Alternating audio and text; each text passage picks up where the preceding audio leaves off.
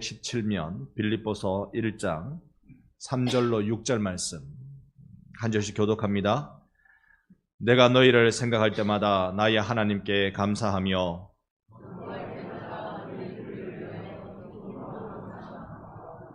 너희 안에서 착한 일을 시작하시니가 그리스도 예수의 날까지 이루실 줄을 너희가 첫날부터 이제까지 복음을 위한 일에 참여하고 있기 때문이라.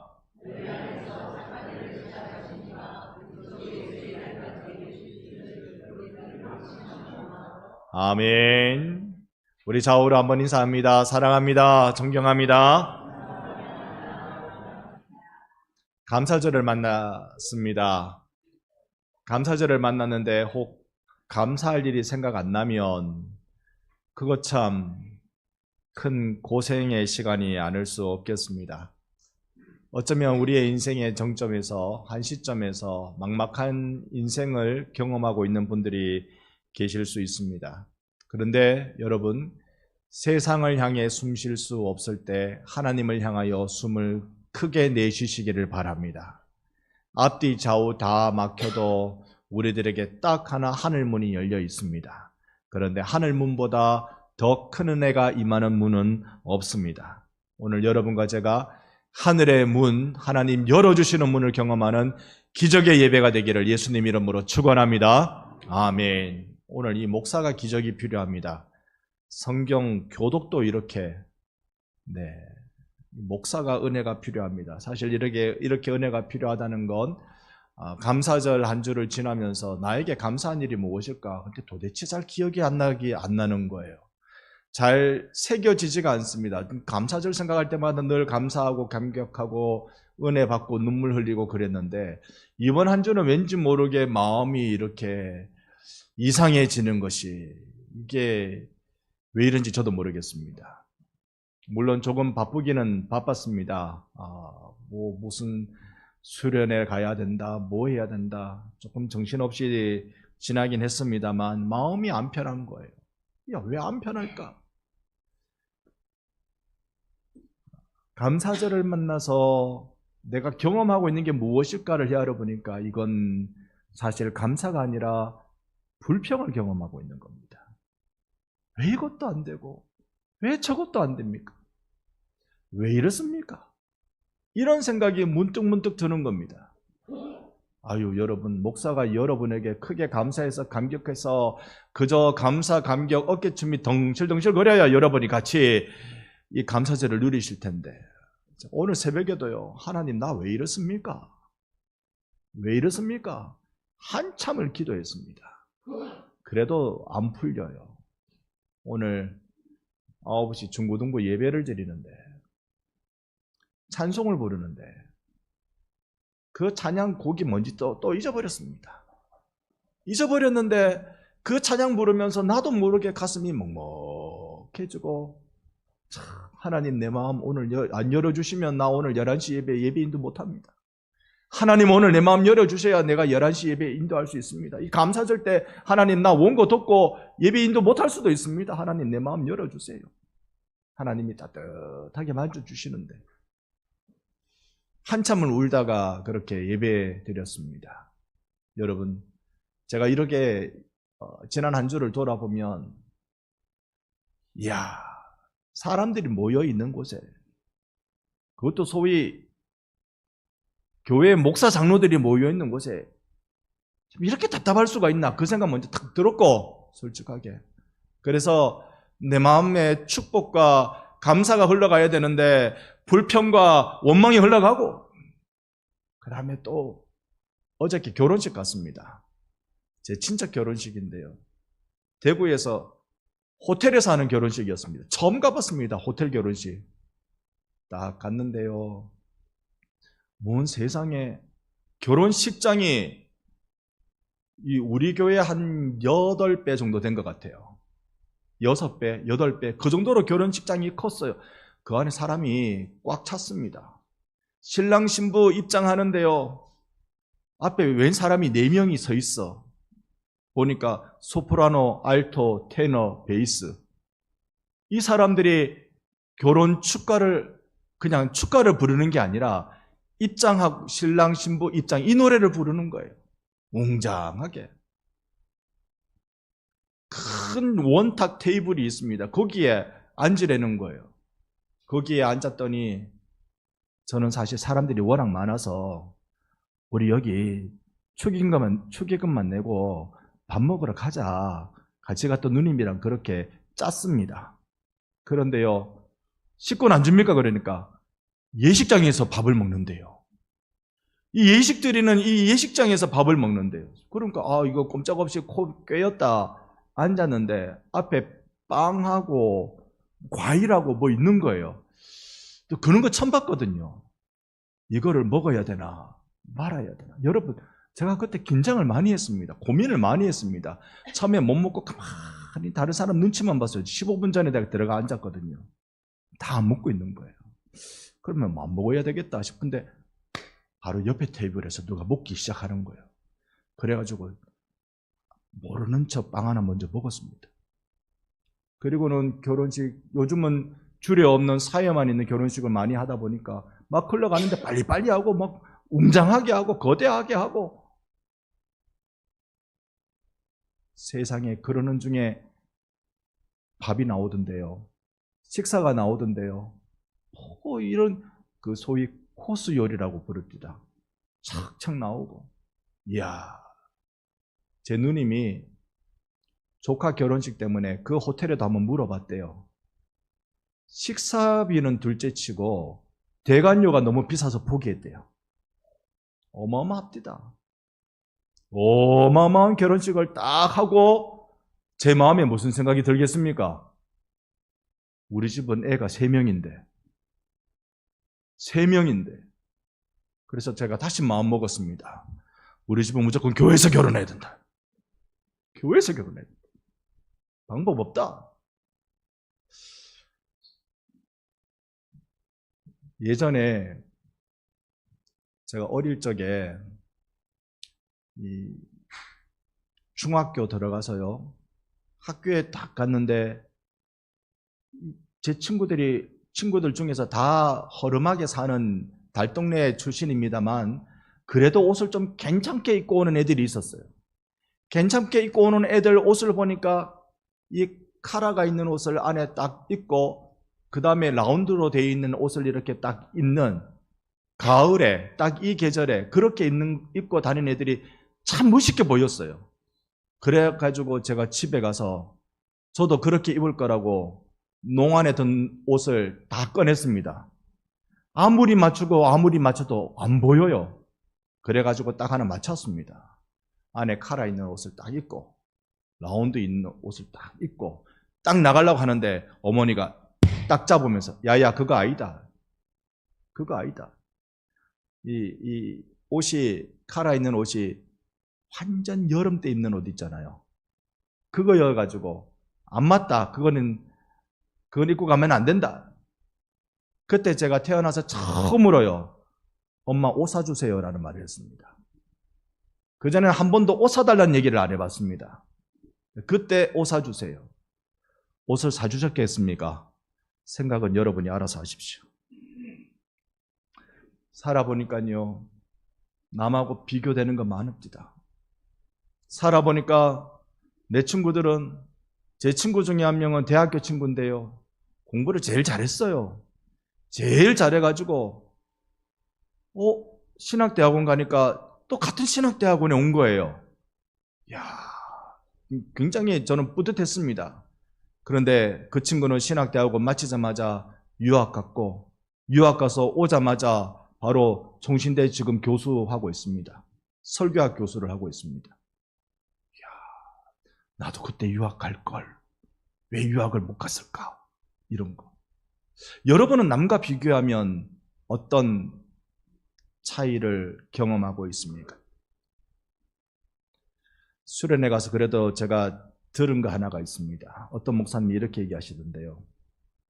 토끼와 거북이 경주 아시죠? 누가 이깁니까? 모르셨습니까? 이야기를 다시 한번 들려드릴까요? 토끼와 거북이가 달리기 해서 누가 이깁니까? 거북이가 이겼습니다. 이런 말도 안 되는 이야기가 이야기랍니다.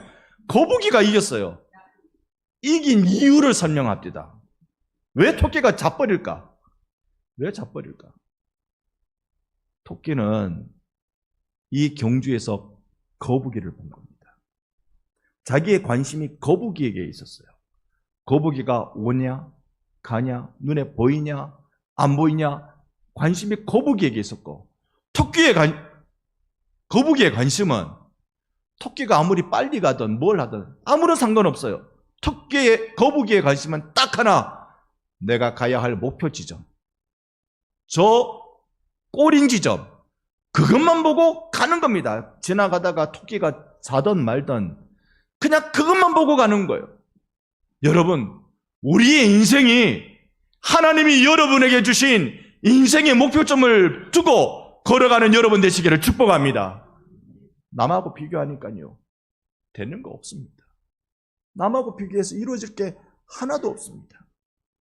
그 거창한 결혼식 5천 당숙이십니다. 그분을 보니까 옆에 같이 갔던 외삼촌이 얘기해 주시던데요. 서울대 출신이라고. 그럼 그렇지. 내가 견줄 때를 견줘야지. 서울대 출신이라고. 여러분, 근데 사람을 봐서는 우리 둘 중에 하나밖에 없습니다.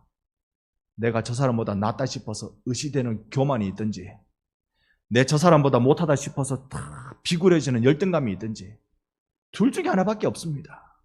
사람은 사랑할 대상입니다. 비교 대상이 아닙니다. 오늘 우리는 이 성경 말씀 빌립보서 말씀을 같이 보고 있습니다. 빌립보서 말씀에 들어갈 때 우리가 감사라는 말을 좀 제대로 이해할 필요가 있습니다. 구약 성경에 있어서 감사라는 말은요, 하나님의 선하심과 자비하심에 대해서 그거 압니다. 하나님이 얼마나 선하시고 얼마나 자비하신 분이신지 그거 압니다 라는 말이 구약 성경의 감사라는 뜻입니다. 이 감사라는 뜻이 원래 찬양이라는 뜻에서 나옵니다.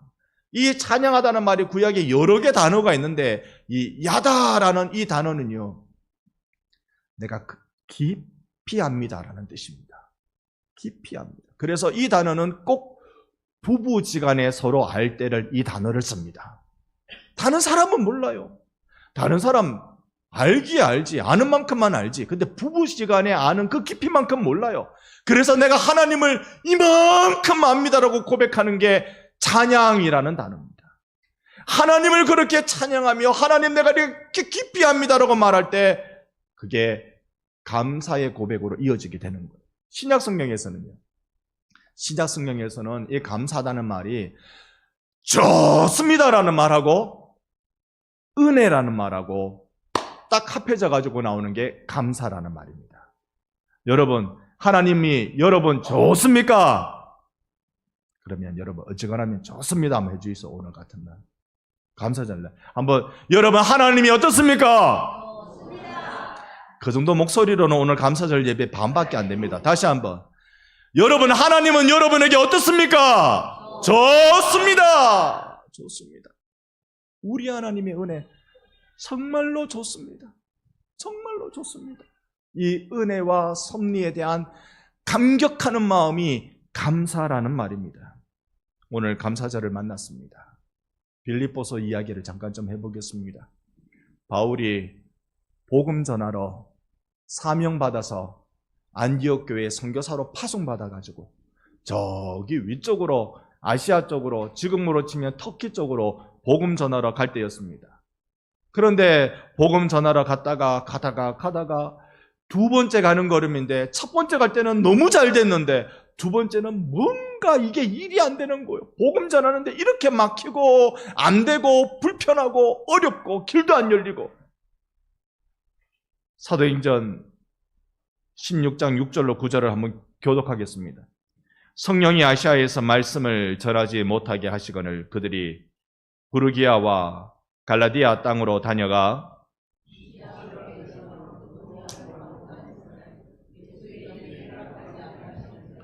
무시아를 지나 드로아로 내려갔는데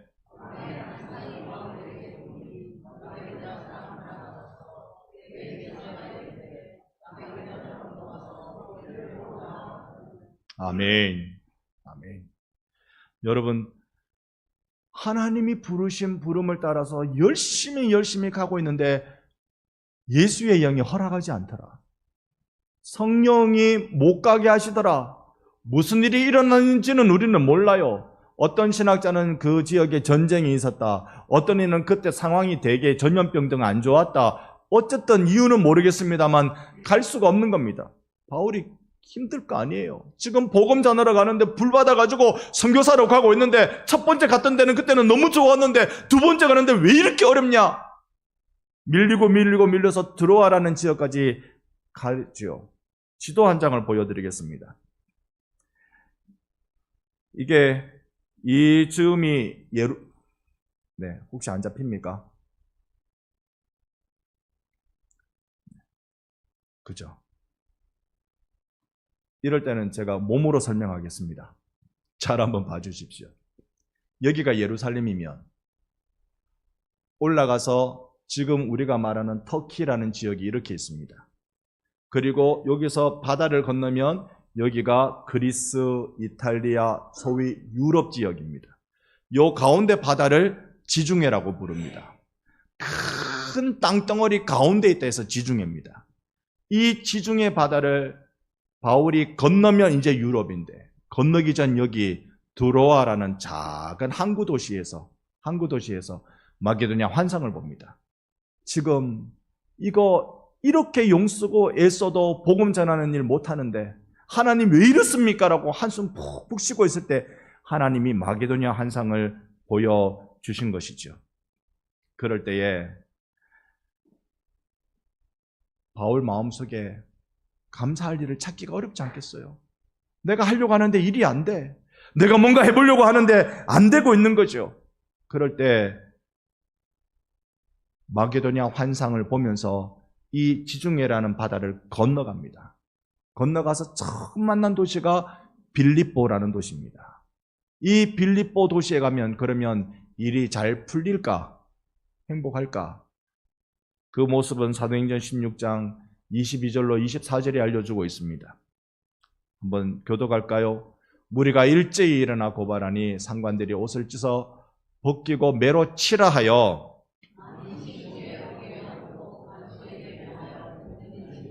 함께 봅니다. 그가 이러한 명령을 받아 그들을 깊은 옥에 가두고 그 발을 착고에 든더니 채웠더니 세상에 복음 전하러 갔는데 가서 복음 전한다고 얻어 터져가지고요. 눈탱이 방탱이 되고 여러분 얼마나 맞아서 혼절할 정도로 맞겠습니까? 기절할 정도로 맞겠습니까? 바울이 그렇게 맞아가지고 정신을 잃어버립니다. 정신 잃은 바울, 아마 그 사람들은 바울을 야만인이라고 생각했을 겁니다. 유대인들에게 있어서 유대인 아니면 전부 다 이방인입니다. 그처럼 로마인들에게 있어서 로마인이 아니면 다 야만인들이에요. 야만인들이다 싶어가지고 두들겨 패가지고 혼절하게 만들어서 감옥에 고이 모셔갔겠습니까? 질질 끌고 갔겠습니까? 뻔하잖아요. 그래서 감옥에 착고에 이 착고를 찼대요. 발에 착고를 찼대요. 여러분 영화 같은 데 보면 발에 꼼짝 못하도록 이렇게 발수갑 뭐 그런 거 해가지고 만드는 그런 거 말입니다. 시큰 얻어맞고 이게 뭐 하는 일입니까? 여기 드로아에서도 안 돼가지고 인생 고생했는데 하나님의 부르심이라고 믿고 지중해까지 건너서 빌립보라는 도시에서 말씀 전하고 복음 전했는데 거기에서 나타나는 얻어지는 결과물이 되려 기절한 채 감옥에 던져진다. 어쩌면 우리 인생이요 살아보니 과연 감사할까? 내 인생 정말 감사할까? 살아보니 더 힘들고 자꾸 남들을 보니까 더 나 혼자 작아지는 것 같고 비천해지는 것 같은 생각이 들 때가 많습니다. 그리고는 한참 바울이 복음 전하다가 이제 저기 멀리 이탈리아 수도인 로마에 이제 거기에 가서 감옥에 또 들어갑니다. 감옥에 들어가서 거기서 옛날 생각해 보는 거예요. 맞아. 그 빌립보에 가서 내가 그렇게 고생을 했지. 빌립보 교인들 생각하면 이가 갈릴 그건 아닌데.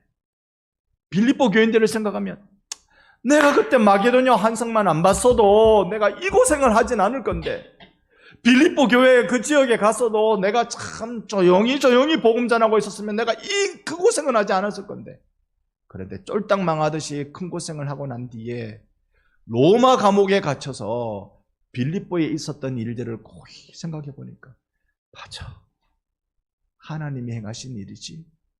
하나님이 행하셔서 그 고생 끝에 그래도 빌립보에 교회가 세워졌지. 빌립보서 1장 3절 오늘 본문 말씀입니다. 내가 너희를 생각할 때마다 나의 하나님께 뭐 한다고요? 감사합니다. 여러분 인생 여기까지 온 것 하나님께 감사하시기를 바랍니다.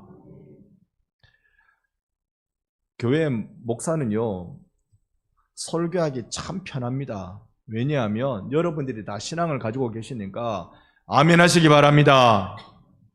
아멘 해주시잖아요. 아멘 하시기 바랍니다. 아멘. 여러분 다 감사하시기 바랍니다. 아멘 하시잖아요. 설교하기 얼마나 좋습니까? 전라도 가보고 놀랬습니다. 전라도 가보니까요, 아멘 하시기 바랍니다가 아니라 그냥 목사님이 그냥 얘기하는데 무조건 다 아멘이라. 뭐 얘기하면 우리 신효도 장로님 정말 멋지십니다, 이렇게 나온다니까요. 전라도 가면 이렇게 되더라고. 다 아멘이더라고. 다 아멘. 이야. 신앙이 있으니까, 우리 믿음이 있으니까 딱 들으면 이제 그게 말씀이라고 여겨질 때 아멘 하잖아요. 그런데 내가 너희를 생각할 때마다 감사하다, 이게 과연 아멘이 될까? 바울에게 있어서 얼마나 이 경험이 힘들었는데, 죽을 뻔한 경험인데, 얼마나 어려운 일이었는데, 빌립보 교인들을 생각하면 아멘. 주여 감사합니다. 이렇게 하는 원리를 여러분과 잠깐 한번 말씀 나누고 싶습니다. 생각해보니 저도 반성이 온 지 만 17년이 지났습니다. 요즘 다 만으로 계산하잖아요. 생각해보니, 계산해보니 만 17년이 지났습니다. 여기 올 때 하나님의 부르심인 줄 믿고 그렇게 감사하며 감격하며 반성이 온 지 진짜 엊그제 같은데 벌써 세월이 그렇게 지나갔습니다. 함께 살아보니까 여러분, 좋은 점도 있고 나쁜 점도 있지요. 여러분, 이 목사가 좋게 보일 때도 있고 믿게 보일 때도 있지요. 이런 얘기를 전라도에 가서 하면 아멘 한다니까. 아멘 한다니까. 우리는 그래도 다 이렇게 할 말 안 할 말 그래도 가려가면서 하는데, 여러분, 한 가지 중요한 생각이 있습니다. 우리 결혼하신 분들요, 하나님이 여러분에게 짝지 구해주신 거 믿으십니까? 내가 살고 있는 분이 하나님이 나에게 딱딱 맡겨주시는, 나에게 딱 짝지어주신 그분인 줄로 믿습니까? 아멘 소리가 약하죠. 이건 이미 위기가 왔다는 뜻입니다. 네. 위기가 오신 분들을 잘 들으세요. 위기가 오신 분들 잘 들으세요. 우리 기독 신앙에, 특히 우리 장로교 신앙에 가장 중요한 것 중에 꽃 중에 꽃이 하나 있습니다. 그게 뭐냐면 하나님의 예정을 믿는 것입니다. 하나님이 미리 정해 주셨다, 예정을 믿는 것이에요. 내가 좋아서 사귀고 결혼하자 그래가지고 결혼한 것 같지만 그게 다 하나님께서 나에게 예비하셔서 나의 짝으로 주신 것입니다. 그 하나님이 나에게 예정하셔서 주셨다라고 우리가 이야기하면 이제 그 사람은 하나님이 주신 사람 되는 거잖아요. 그러니 하나님 주신 사람이 내 눈에 좋을 때만 좋아 보여야 되겠습니까? 안 좋을 때도 좋아 보여야 되겠습니까? 안 좋을 때도 좋아 보여야 되는 거죠. 왜요? 우리가 그 한 사람을 섬기는 것이 아니라 그 안에 있는 하나님을 섬기는 것이기 때문에 그렇습니다. 오늘 이 부분에 대해서 우리가 조금 더 생각을 해 봐야 합니다. 교회 오니까 교우들을 만납니다. 신앙생활 합니다. 예수 믿는 사람들요, 그러면 안 되지만 자꾸 교회 오면 세상 친구가 없어져요. 세상 친구 있어야 됩니다. 다시 말씀드립니다. 여러분에게 세상 친구 있어야 됩니다. 그래야 복음 전하지. 그래야 복음 전하지. 세상 친구 있어야 됩니다. 그런데요, 교회 오다 보면 세상 친구 별로 없고 이제 교인들하고 친하게 지냅니다. 그러다 보니까 여러분 제일 속상할 때가 언제입니까? 교회에 와서 교인들하고 사이가 안 좋아질 때 시험 듭니다. 되게 어려워합니다. 집에서 아버지한테 뭐라 해이면 덜 서운한데 교회에 와서 목사님 뭐라 하면 얼마나 서운한지 모른다고. 여러분, 우리 나에게 붙여준 하나님의 사람들이라고 우리가 그거 생각해야 됩니다. 지금 내 옆에 내 옆자리에 있는 그 사람도 하나님이 여러분에게 붙여준 사람인 줄로 믿습니다. 옆에 분께 인사합시다. 하나님이 나를 당신 곁에 붙여주셨습니다. 우리 그런 사이예요.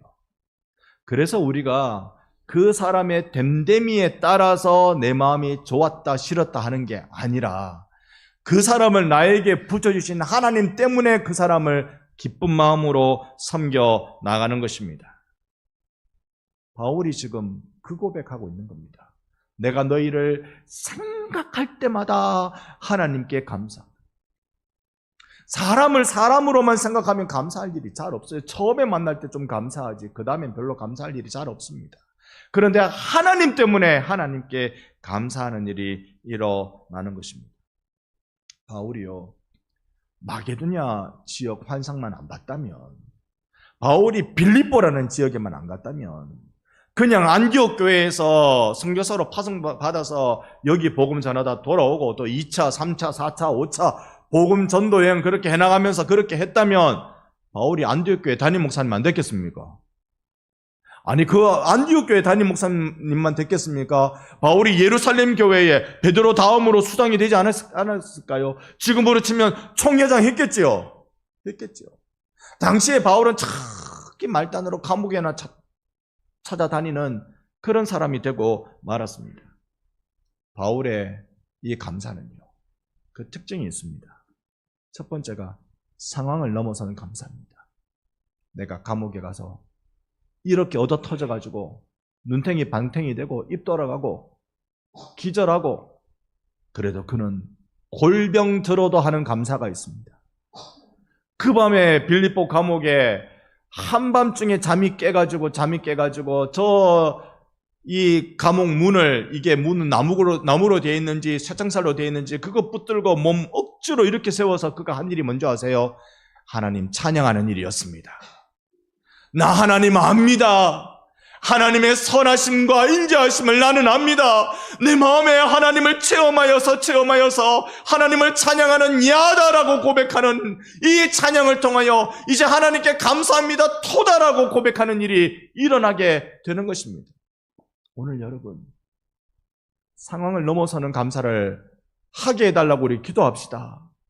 감사절을 만나서 감사를 마른 걸레 쥐어 짜듯이 그렇게 하는 감사가 아니라 곰곰이 생각해 보니까 내가 몰랐던 큰 샘물이 있었구나, 큰 저수지가 있었구나 발견하는 은혜가 일어나기를 예수님 이름으로 축복합니다. 두 번째가요, 인생의 관점이 사람에게가 아니라 주님께로, 하나님께로 인생의 관점이 다 꼽혀져 있습니다. 그러니 사람 때문에 시험 드는 일이 적어져야 됩니다. 1년 전이나 10년 전이나 사람 때문에 시험 드는 건 매 한 가지다 그러면 내 인생의 관점이 아직도 토끼 눈처럼 거북이만 쳐다보고 있는 겁니다. 그런데 시험 드는 일이 좀 줄어들고, 그리고 나를 시험 들게 만드는 사람이 불쌍히 여겨지고, 이렇게 되면 여러분의 거북이 관점이 되는 겁니다. 토끼가 아니라 목표점을 보기 시작하는 겁니다. 표대를 바라보는 우리의 눈이 되기를 소망합니다. 세 번째가요, 임마누엘의 확신입니다. 내 인생 여기까지 오는 거 어렵고 힘든 시간들 많이 겪고 오셨죠. 목사는 사실 여러분이 경험한 그 어려움과 힘듦을 뼈저리게 경험했다 그렇게 말할 수 없습니다. 목사는 삶의 방식이, 패턴이 좀 다릅니다. 그러니 여러분, 목사는 늘 내일 돼도 하나님 앞에 머무는 게 일입니다. 일주일 내도록 말씀 붙들고 하나님과 사귀는 게 그게 목사의 본분입니다. 그렇지만 여러분은 그렇게 해야 하면서도 세상을 경험하잖아요. 세상 속에 힘들게 살아가잖아요. 그럴 때 여러분, 하나님이 나와 함께 하신다. 어쩌면 목사가 느끼는 감동보다 더 강력하게 하나님이 여러분에게 감동 주셔야 한 주를 승리하게 될 것입니다. 하나님이 은혜 주시기를 소망합니다. 넘어가서 6절 말씀 우리 한번 볼까요? 빌립보서 1장 6절의 말씀입니다. 함께 읽습니다. 너희 안에 착한 일을 시작하시니가 그리스도 예수의 날까지 이루실 줄을 우리는 확신하노라. 아멘. 이 한 가지를 기억하십시오. 하나님이 내 안에 착한 일을 시작하셨습니다. 예수 믿고 감격하고 뛰기도 하고 울기도 하고 찬송하던 우리의 옛날 기억이 옛 기억으로만 머물지 않고 오늘날에 다시 재현되기를 원합니다. 하나님이 내 안에 착한 일을 시작하셨어요. 그런데 내 삶을 보니 아직도 푹푹거리는 한숨만 나오고 있다면 기억하십시오. 예수의 날에 그것이 하나님 반드시 이루어 주실 일입니다. 시작하셨으니 끝을 하나님이 맺으십니다. 예전에 한번 말씀드린 강용우 박사 이야기입니다. 미국 연방정부의 차관보까지 오른 분이죠. 우리나라로서 행정직 공무원으로 지금 우리나라 사람으로 제일 높이 올라간 사람이다. 그렇게 들었습니다. 그런데 그는 불행한 과거를 갖고 있습니다. 중학교 때 축구하러 갔다가 축구공 정통으로 얼굴을 맞아가지고 눈을 다쳤어요.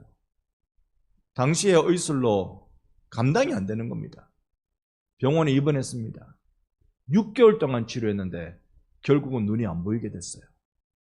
그래서 집으로 돌아오는데 자기를 반갑게 맞이해 주길, 자기를 제일 따뜻하게 안아줄 자기 엄마가 아들 눈 잃었다는 소식을 듣고 와병하고 돌아가셨습니다.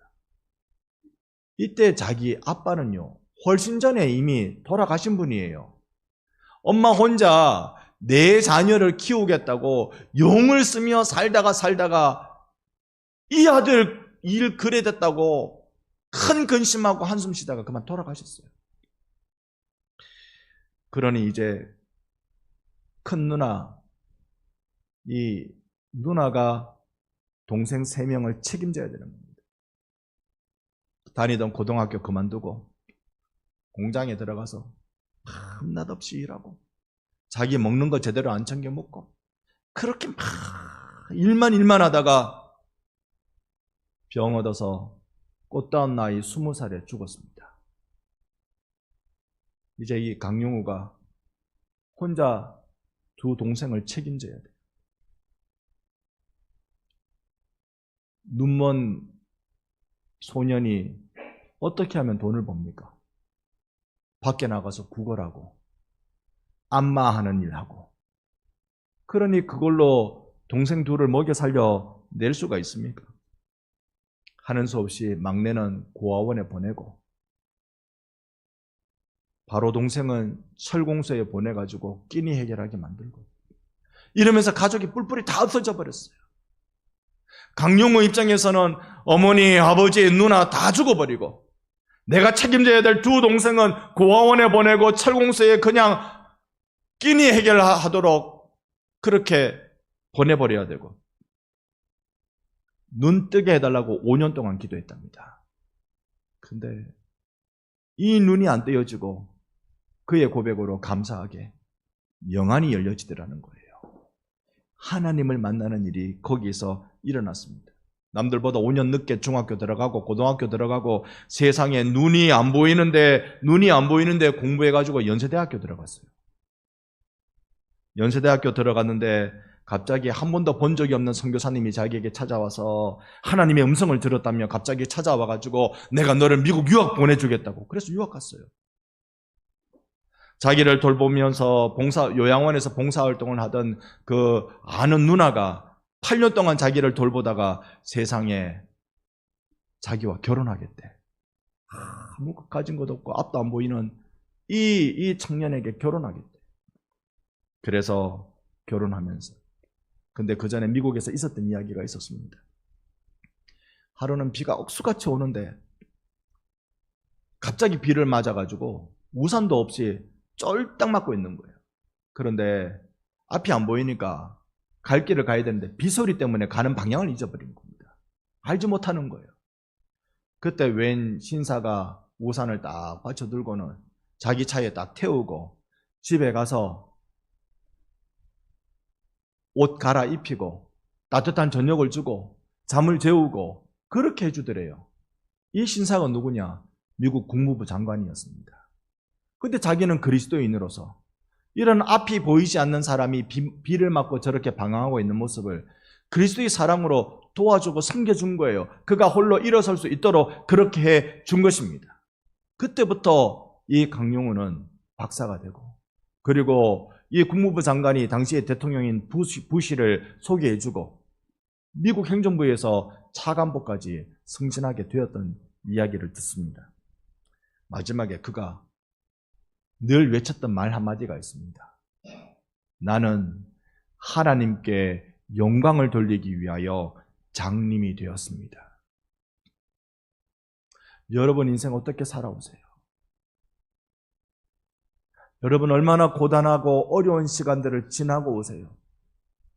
감사절이라고 말하지만 오늘이나 지난주일이나 거의 비슷하지 않았습니까? 내가 살아온 인생을 생각해보면 말로 다 표현할 수 없는 나만의 답답함을 우리는 다 갖고 있습니다. 내 친구를 보니 누구를 보니 토끼 눈이 되는 거죠. 다 그래 되고 있습니다. 우리가 어떻게 이걸 이겨낼 수 있을까요? 여러분, 딱 한 가지 방법으로 여러분을 축복합니다. 내 안에 선한 일을 시작하신 주께서 온전히 이루어 주실 줄 믿습니다. 내 옆에 만난 사람 힘듭니까? 힘듭니까? 참, 남편을 보니 남편 힘들다는 소리도 못하겠고, 아내를 보니 아내 힘들다는 소리도 못하겠고, 꾹꾹 누르고 사는 그런 겁니까? 아니요. 하나님이 내게 주신 선물이라고 생각하면 영안이 열립니다. 영안이 열립니다. 오늘 우리가 진짜 감사를 헤아려 봅시다. 하나님께서 나를 하나님 영광 돌리기 위하여서 여기 이곳으로 부른 줄로 믿습니다. 여러분의 삶의 자리가 하나님께 영광되는 귀한 자리가 되기를, 하나님 그렇게 만들어 주시기를 예수님 이름으로 축원합니다. 아멘.